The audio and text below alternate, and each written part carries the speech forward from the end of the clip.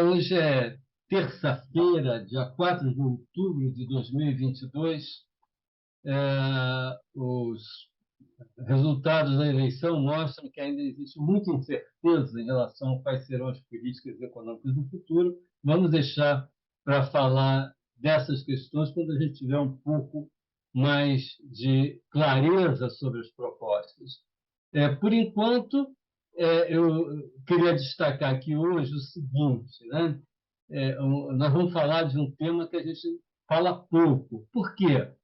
É, Há certas comodidades na vida cotidiana da gente que a gente mal percebe sua importância até que um dia ela falta, como é o caso da eletricidade. Faltou luz e diz, nossa, como faz falta. Na economia, da mesma maneira, quando tudo está funcionando bem, em equilíbrio, o balanço de pagamentos passa quase que desapercebido. Pouco se fala dele.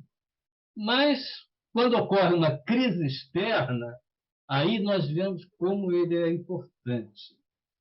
Mas nós resolvemos falar desse tema hoje não porque haja sinais de alguma crise à vista no balanço de pagamentos, longe disso, mas vem ocorrendo uma reviravolta nos resultados das transações correntes, né, do balanço de pagamentos, que chamam a atenção e vale a pena a gente analisá-las, né, para tentar entender o que está acontecendo.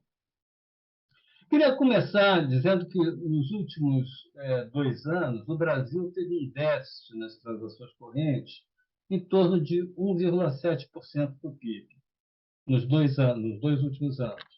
É um nível controlável, perfeitamente financiável, etc. Este ano, o Banco Central estimava um superávit de 0,2%. Aliás, todos os analistas esperavam um resultado próximo disso, próximo do equilíbrio, ou um ligeiro superávit. Porém, no mais recente relatório de inflação divulgado, que acabou de ser divulgado pelo Banco Central, ele revisou a sua projeção de um pequeno superávit para um déficit de 2,5% do PIB. O déficit já razoável, ainda é financiável pelos fluxos de investimento direto, né? Que devem ficar num nível, 1,5 vezes esse déficit de transações correntes, o investimento direto estrangeiro no país. Porém, só para fazer aqui uma relativizada nessa informação, que é muito divulgada, o investimento direto no país não financia só o déficit nas transações correntes. Na verdade, uma parte desse investimento direto financia, por exemplo, também a saída de investimento direto brasileiro no exterior. No ano passado, os investimentos brasileiros no exterior representaram 40% do investimento estrangeiro no país. Então, se a gente fizer uma conta, supondo que algo semelhante aconteça, então a sobra de investimento direto para financiar o déficit de transações correntes já é consideravelmente mais apertada do que eu tinha falado, né? Então, a questão é que a frustração nas expectativas em relação aos resultados pode ser explicada fundamentalmente pela balança comercial e de serviços. No que toca à balança comercial, já houve já temos dados até setembro, e houve uma queda de 15% em relação ao ano passado, quando se esperava um aumento do superávit comercial, né? Na parte de serviços também, por exemplo, viagens internacionais, que é uma conta importante em serviços, está aumentando muito. O déficit brasileiro, com a retomada das viagens ao exterior, etc.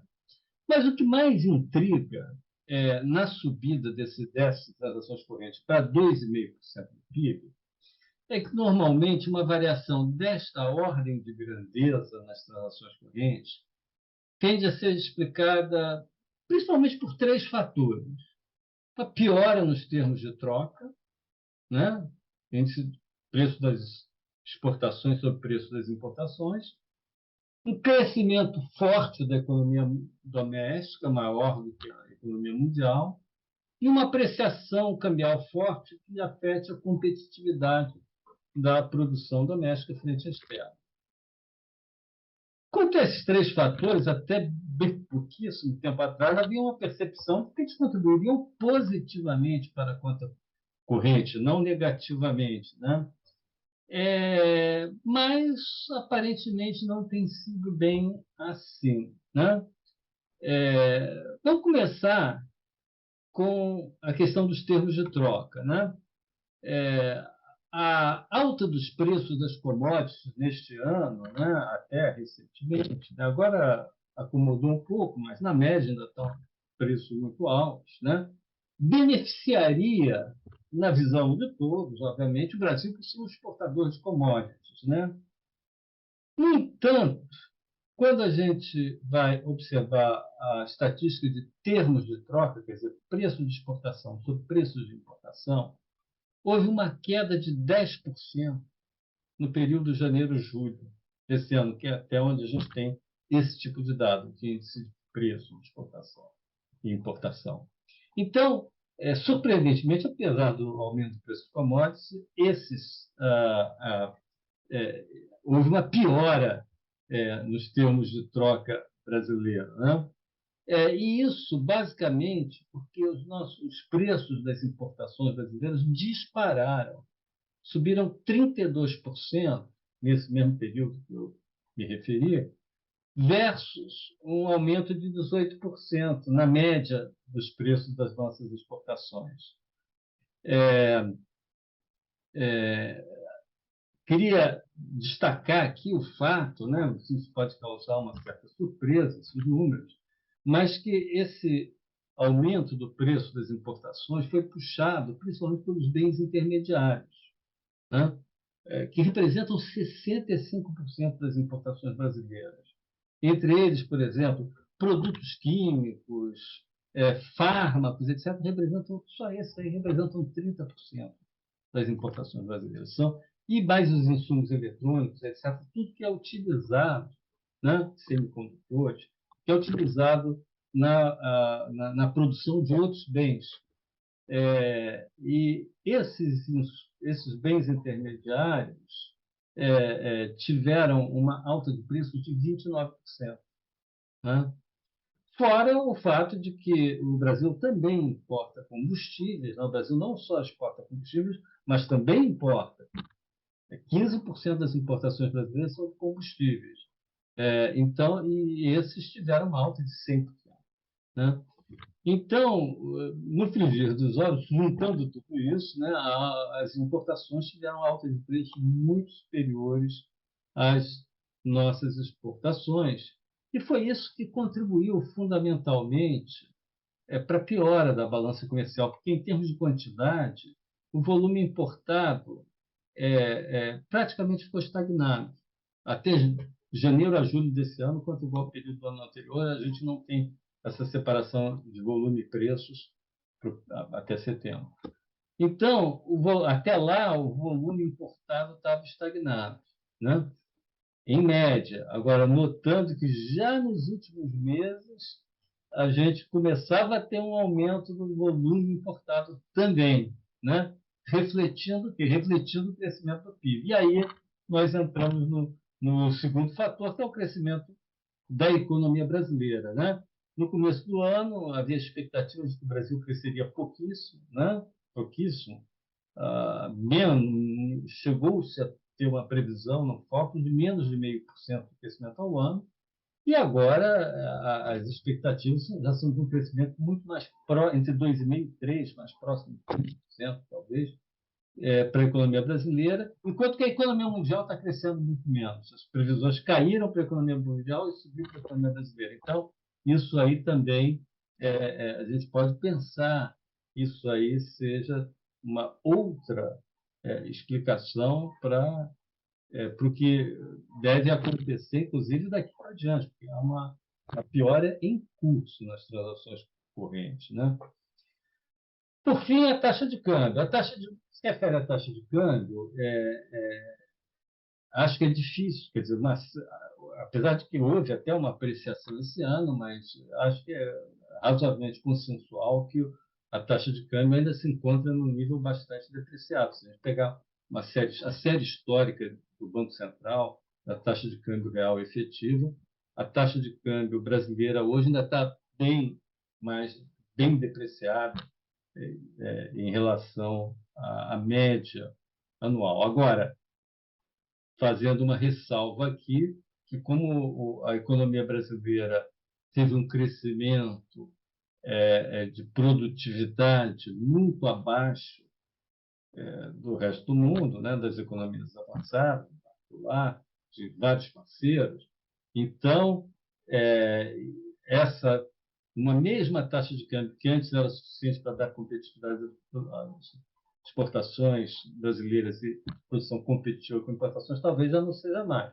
Ainda assim, é difícil dizer que essa taxa esteja apreciada. Acho que não. Provavelmente ela ainda está um pouquinho depreciada em termos reais. Então, a gente fica mais com essa explicação de talvez um crescimento muito maior do que se imaginava, um crescimento em cursos, e, na verdade, um movimento de preços que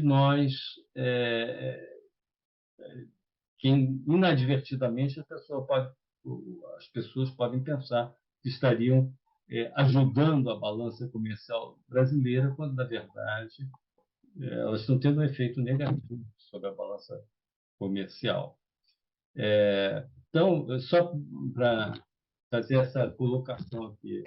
Eu queria comentar, Francisco Eduardo, que então a gente esperava alguns meses atrás que a gente teria este ano um pequeno superávit em conta corrente, tá? Sei lá, 4, 5 bilhões de superávit em conta corrente, não? E pelo que você está colocando, teríamos provavelmente este ano um déficit em conta corrente, não? 2,5% do PIB, alguma coisa assim como 47 bilhões de dólares de déficit, o que significa que o déficit em conta corrente, digamos, perdimos os 4 positivos e 47, dá um pouco mais de 50 bilhões, não? A projeção piorou 50 bi, tá?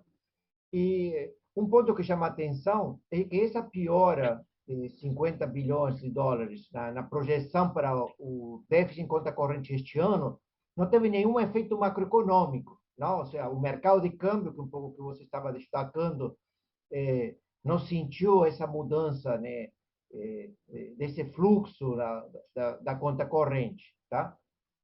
O que chama a atenção é que, sei lá, 20 anos atrás, ou 25 anos atrás, tá? Esses movimentos na conta corrente iriam ser muito sentidos do ponto de vista macroeconômico, tá? Eu acho que, como você colocou no começo, não? As contas externas estão funcionando e se ajustando muito bem, apesar de que podemos ter essa piora.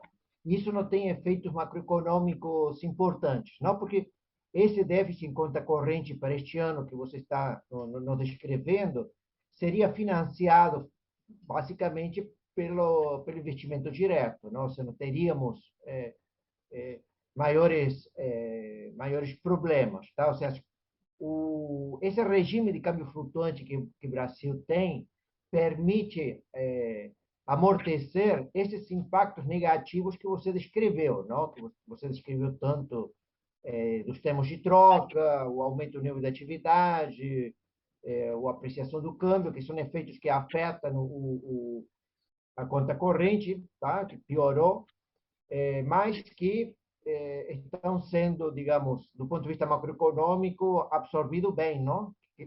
Eu acho, Lígia, inclusive, o seguinte, quer dizer, enquanto a gente tiver um déficit em conta corrente financiado com investimento direto, no nível compatível com financiamento com investimento direto, que é um financiamento de boa qualidade, né?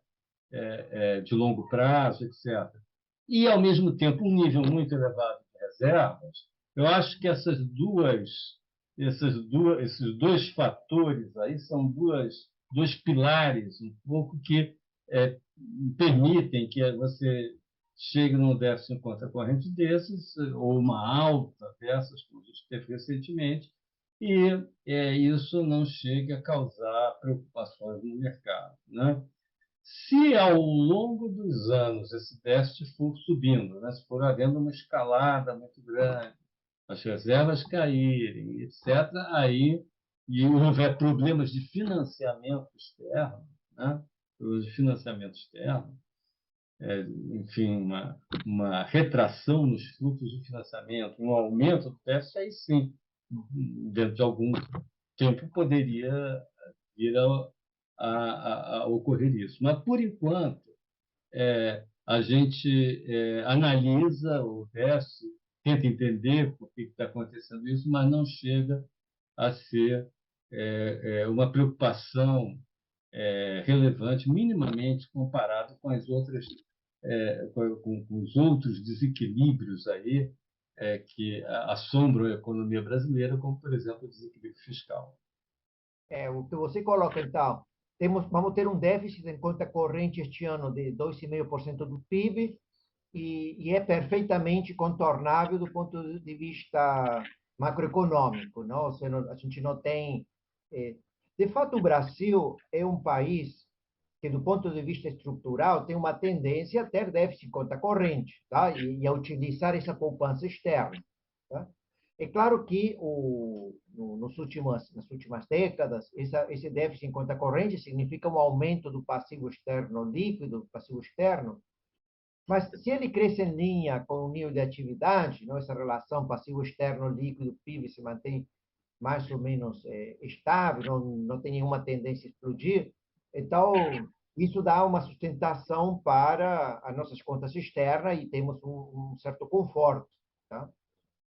Por outro lado, a gente espera que para o ano que vem, 2023, a gente continue tendo um déficit em conta corrente, mas provavelmente vai ser um pouco menor que este ano, não como que você observa a situação para o ano que vem, 2023. Elixa, na verdade, eu só, quer dizer, a minha questão inicial era o seguinte: as pessoas poderiam pensar o seguinte: olha, se com o câmbio depreciado, economia crescendo pouco e preços de commodities altos, o Brasil tem um déficit de 2,5, o que acontecerá na hora que esses fatores favoráveis às contas externas desaparecerem? Mas o que eu mostrei aqui é que, na verdade, não está acontecendo isso. Os termos de troca não estão ajudando, o, Nível de a atividade economia está tá forte. crescendo, etc, etc, né? No ano que vem, então isso aí se justifica um pouco esse déficit. No ano que vem, a gente pode esperar, por exemplo, duas coisas que podem ajudar bastante. Primeiro, a expectativa é que a economia desacelere no ano que vem, né? Ela está custando, porque tem vários fatores que estão impulsionando a economia, mas o alto nível dos juros, a política monetária afetada, em algum momento espera-se que ela faça efeito. Então, a economia brasileira deve desacelerar, isso já ajuda, né, a diminuir o déficit. Então, talvez é bem possível que haja uma diminuição do déficit. Por outro lado, a escassez de bens intermediários, né, levou a uma alta extraordinária dos preços e o aumento das importações por conta de preços, isso aí já provavelmente já vai estar desacelerando, né? Já deve estar em queda. Então, é bem possível, eu acho razoável supor que talvez até no ano que vem a gente tenha um nível mais baixo desse déficit em conta corrente.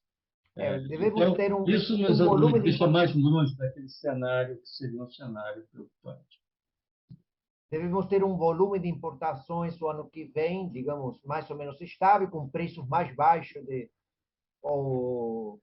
preços de importações. Então, o fluxo de importações, o custo dele em termos de dólar, deve ficar menor que este ano, e isso pode ajudar um pouquinho, não, a balança comercial e reduz o déficit em transações correntes. Tá? Então, apesar de que a gente possa ter algumas turbulências por causa de um cenário externo não recessivo no mundo, sim, em um claro. cenário em que as economias vão entrar também com menores níveis de atividade, em consequência, vão importar menos, isso pode afetar algumas de nossas exportações. Exportações, é verdade. A gente tem um cenário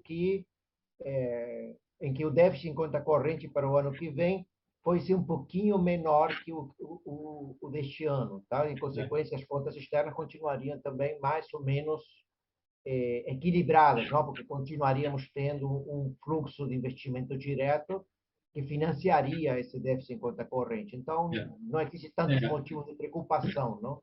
Mas você lembrou bem que o cenário internacional vai ser desafiador, inclusive para as exportações brasileiras, né? Então, neste momento é muito difícil prever o que vai acontecer, mas a gente tem alguns fatores positivos, como eu falei, e outros que vão atuar negativamente, né?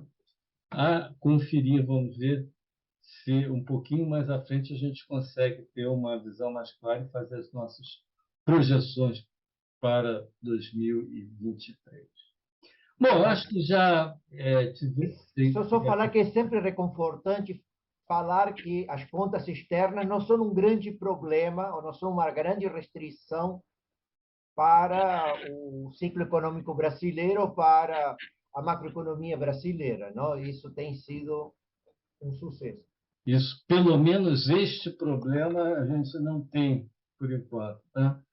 A Então tá gente não bom. pode... Hoje ficamos por aqui com mais um podcast do Grupo de Conjuntura e voltaremos na próxima terça-feira. Até lá.